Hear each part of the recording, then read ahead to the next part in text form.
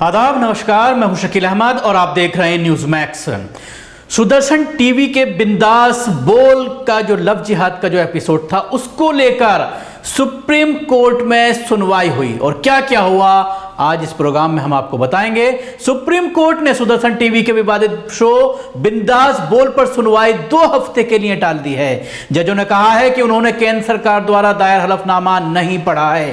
केंद्र ने अपने हलफनामे में शो के कुछ हिस्से को संशोधित और बदलकर दिखाने की इजाजत दी है। इसके साथ ही केंद्र ने सुदर्शन चैनल के शो बिंदास बोल के बारे में सुप्रीम कोर्ट में कहा है कि यह प्रोग्राम कोर्ट का उल्लंघन करता है और इसका तरीका भी अच्छा नहीं है। यह सांप्रदायिक भावना को फैलाने वाला है।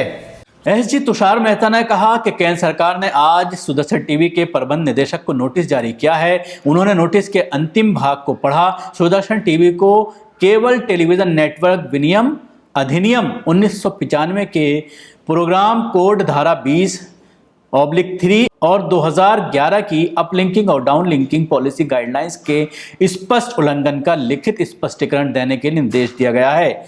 यदि उक्त तिथि तक प्रतिक्रिया नहीं आती तो यह माना जाएगा कि चैनल को इस मामले पर कुछ नहीं कहना है और आगे की कार्रवाई कानून के अनुसार की जाएगी। एसजी ने आग्रह किया कि मेरा सुझाव 28 तक इस सुनवाई को टालना होगा। हम सरकार के फैसले पर पहले से ही फैसला नहीं कर सकते हैं। चैनल को भी जवाब देना है और ये विस्तृत कारण बताओ नोटिस है जो कि तथ्यों को दिखा रहा है कि प्रोग्राम कोर्ट के अनुरूप नहीं लगता है। हम सरकार के निर्णय को पूर्ण अनुमान नहीं कर सकते। जस्टिस चंद्रचूड़ ने टिप्पणी की, हालांकि कार्यक्रम को अब तक खत्म कर दिया गया होता यदि अदालत ने हस्तक्षेप नहीं किया होता। जस्टिस चंद्रचूड़ ने नोटिस पर विचार करने, 28 सितंबर के बाद सुनवाई करने और सरकार को जांच करने का अवसर देने की अनुमति प्रदान की।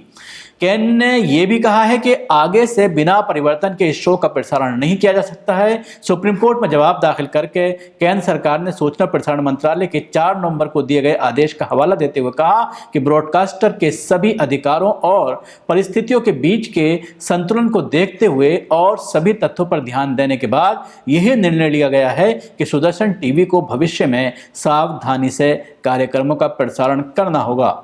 आदेश में यह भी कहा गया है कि अगर आगे से कार्यक्रम के नियमों का उल्लंघन किया गया है तो कार्रवाई की जाएगी। 15 सितंबर को जस्टिस डीवाई चंद्रचूड़, इंदु मल्होत्रा और केएम जोसेफ की एक बेंच ने बिंदास बोल शो के बचे हुए एपिसोड पर रोक लगा दी थी।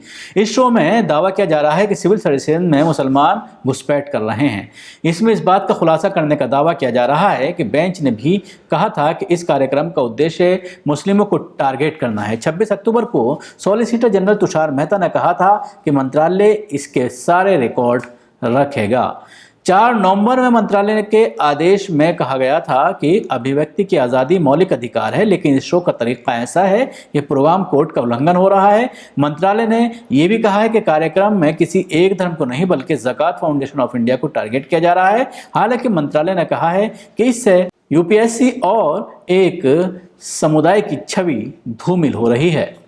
जाहिर सी बात है, इस पूरे मामले को काफी लंबा खींचा जा रहा है सुप्रीम कोर्ट में। अब फिर इस पूरे मामले को लेकर आगे की तारीख दे दी गई है और जिस तरह से केंद्र सरकार बार बार इसमें वक्त मांग रहा है और जिस तरह से सुप्रीम कोर्ट ने खुद कहा कि हमने हलफनामा जो आपके जरिए दिया गया है उसको नहीं पढ़ा है और उसके बाद ही कोई फैसला हो सकता है। लेकिन जिस तरह से शुरू में केंद्र सरकार ने आईएनबी मिनिस्ट्री में, इंफॉर्मेशन ब्रॉडकास्टिंग मिनिस्ट्री ने जिस तरह से इसको चलाने की इजाजत दी, सुप्रीम कोर्ट ने इसके ऊपर कोर्ट ने पाबंदी लगाई और उसके बाद उसको चलाने की इजाजत दी गई मंत्रालय के जरिए और उसके बाद फिर सुप्रीम कोर्ट ने इसको रोका।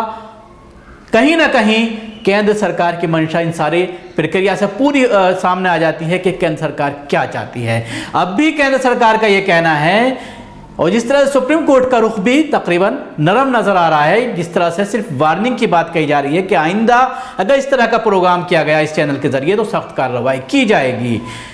लेकिन एक बात सुप्रीम कोर्ट ने इस पूरे मामले में जो कही है वो काफी बड़ी बात है जिसमें यह कहा गया है, केंद्र सरकार को यह कहा है कि क्या आपके पास कोई ऐसी एजेंसी नहीं है जो इस तरह के चैनल्स को मॉनिटर करे?